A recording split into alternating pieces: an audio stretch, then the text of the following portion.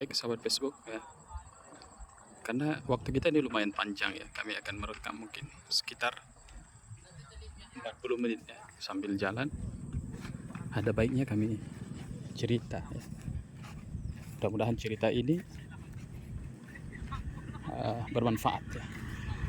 Maafkan nanti jika alur ceritanya itu acak-acak ya, lompat-lompat. Karena kami cerita ini tidak terlalu dikonsep, tapi insya Allah apa yang ingin kami ceritakan itu akan memberikan ilmu ya, akan memberikan informasi ya, seputar semangat untuk menuntut ilmu ataupun sekolah ataupun kuliah. Jadi temanya ini, kita kasih tema cerita kita ini tentang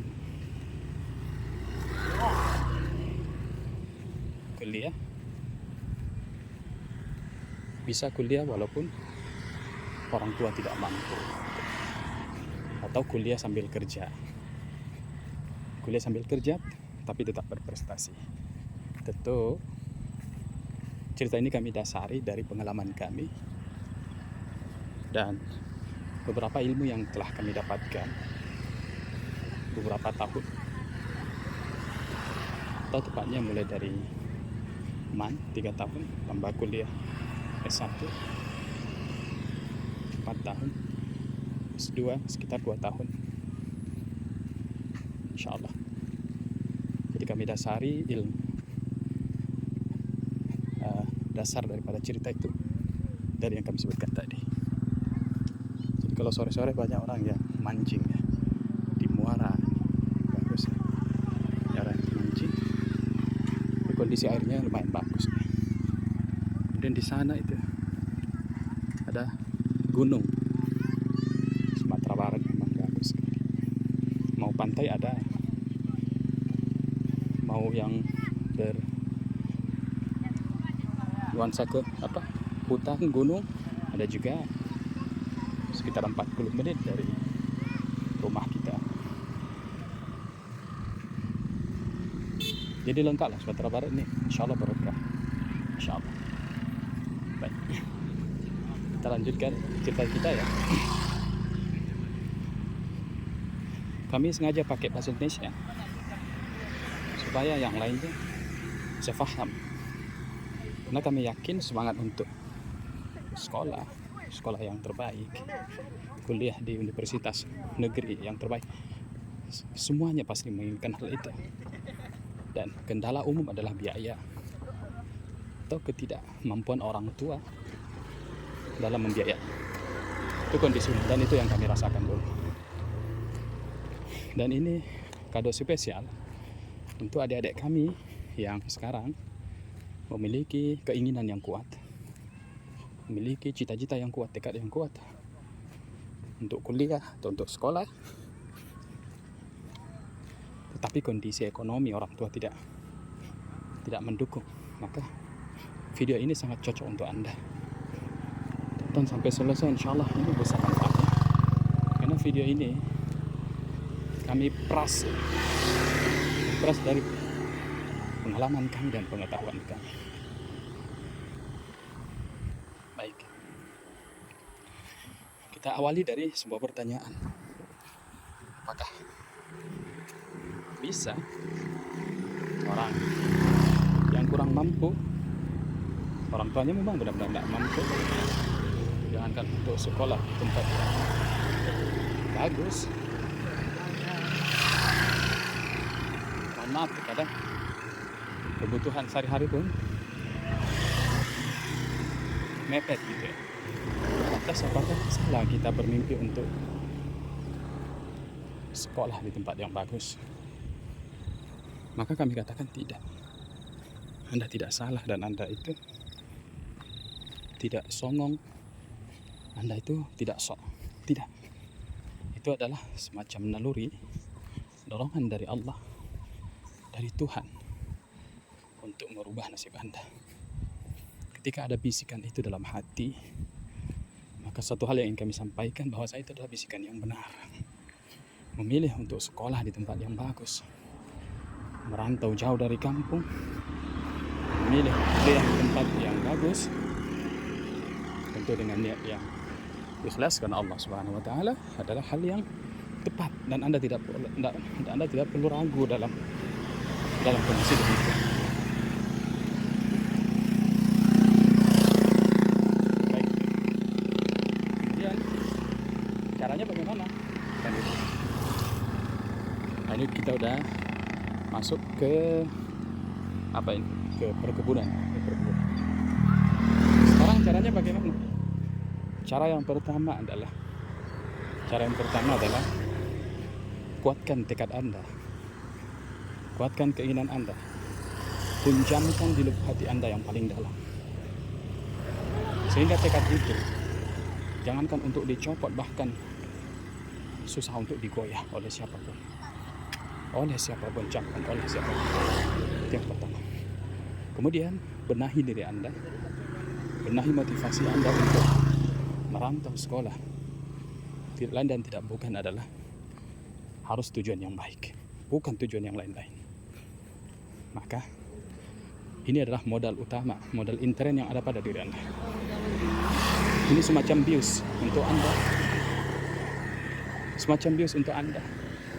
Bius untuk apa? Bius untuk supaya telinga Anda tebal dari guncingan-guncingan negatif dari orang lain, supaya badan Anda kuat, bekerja bahkan melebihi batas kemampuan badan itu sendiri. Ketika Anda sudah dibius, maka rasa lelah itu tidak akan terasa. Anda harus yakin itu. Lahir dari keluarga yang kurang mampu bukan pilihan kita, saudara.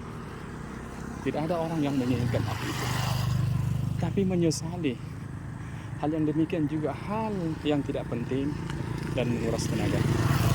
Yang perlu kita lakukan adalah kita harus memiliki tekad untuk keluar dari lingkaran itu dengan cara tekadkan, kuatkan, mantapkan diri Anda, bius diri Anda untuk hal-hal yang positif, sehingga Anda tidak mudah, jangankan untuk dicopot, bahkan untuk digoyahkan pun tidak bisa. Itu hal yang pertama.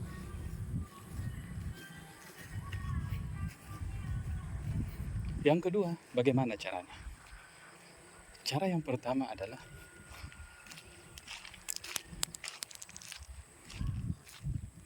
mau tidak mau harus bekerja.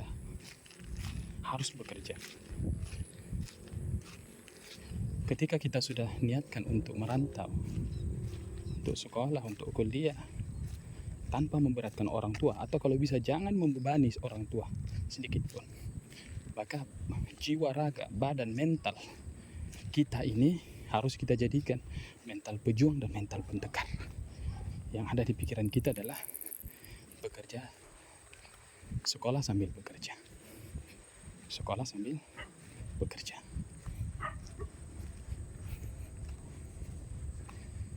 Kalau saya dulu yang saya pikirkan adalah bekerja.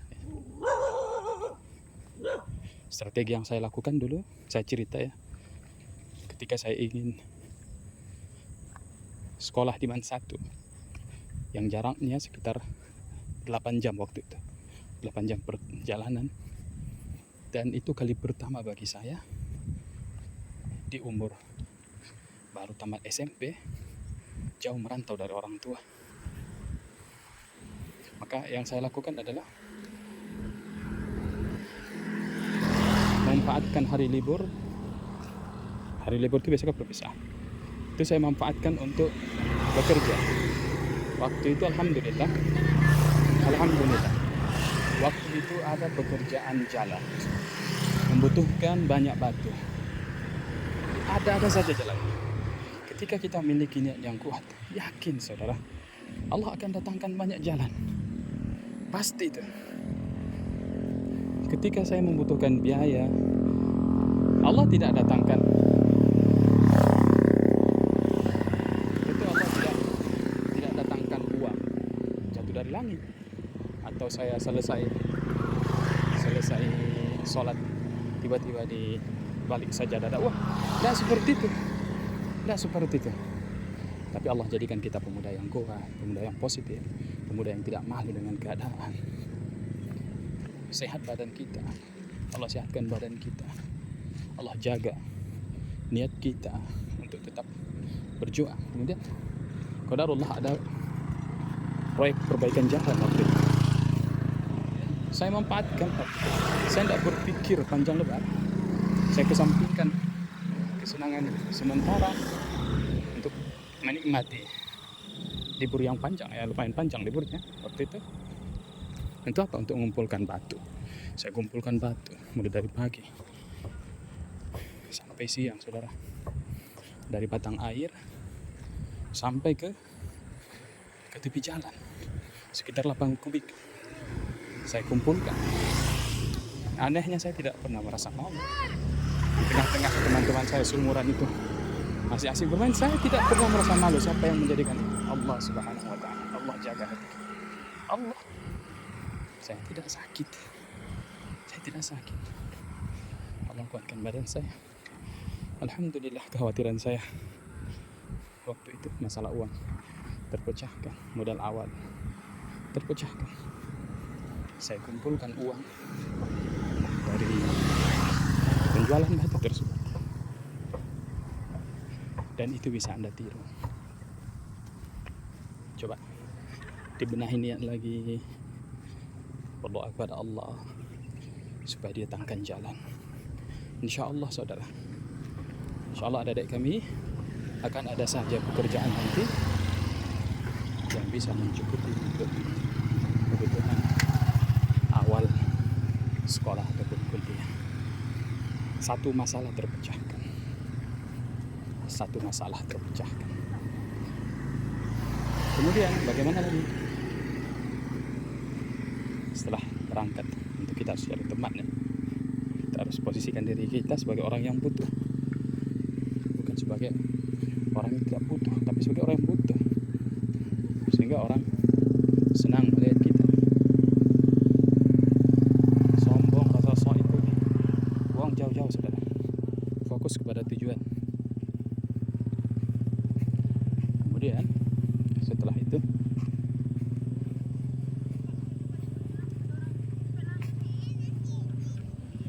berangkat ke Padang Selimpuan.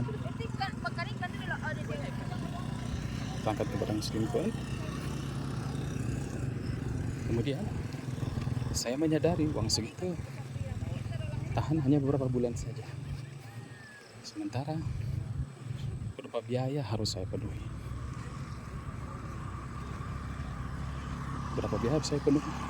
Bagaimana caranya? Hal yang pertama yang kita lakukan adalah berdoa kepada Allah Subhanahu wa Ta'ala agar diberikan petunjuk, agar dicerahkan pikiran kita. Maka, saudara, Anda tahu yang dilakukan orang ketika di kota adalah jalan-jalan, saudara. Jalan-jalan, ya karena itu naluri, itu tidak salah. Tapi yang saya lakukan, saudara, saya jalan-jalan juga. Tapi saya jalan-jalan mencari kerja. Target saya adalah rumah makan. Kenapa rumah makan? Karena ketika saya dapat rumah makan, beberapa masalah akan terpecahkan. Yang pertama adalah masalah tempat tinggal.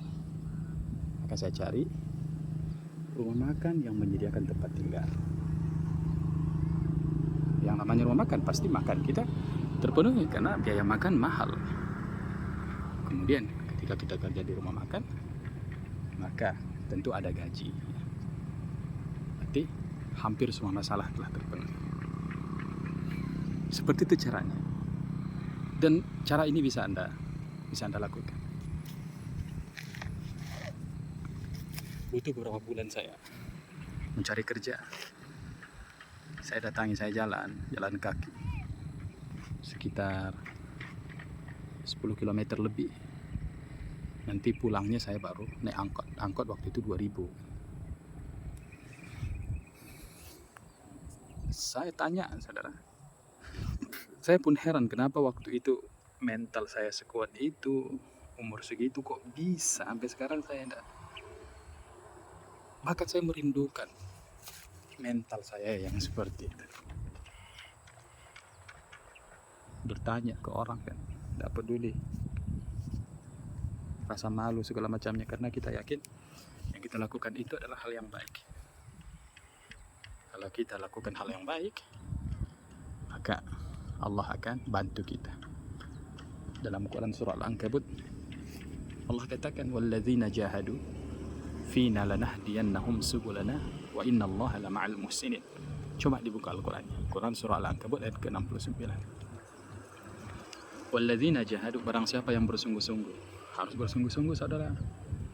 Bersungguh-sungguh itu mulai dari niat, persiapan dalam diri kita. Bukan main-main, karena banyak hal yang sudah akan kita korbankan. Kampung halaman kita tinggalkan, keluarga kita tinggalkan. Harus sungguh-sungguh melakukan sesuatu yang kami cintai, kata. Menuntut ilmu itu sesuatu yang sangat Allah cintai, saudara. Banyak keutamaan orang yang menuntut ilmu. Hadis mengatakan, man kharaja fi talabil ilmu wa huwa fi sabilillah hatta yarji. Barang siapa yang keluar saudara dari rumahnya niat untuk menuntut ilmu, wa huwa fi sabilillah, Allah anggap dia fi sabilillah. Fi sabilillah itu apa artinya itu? Masuk surga tanpa hisab, saudara.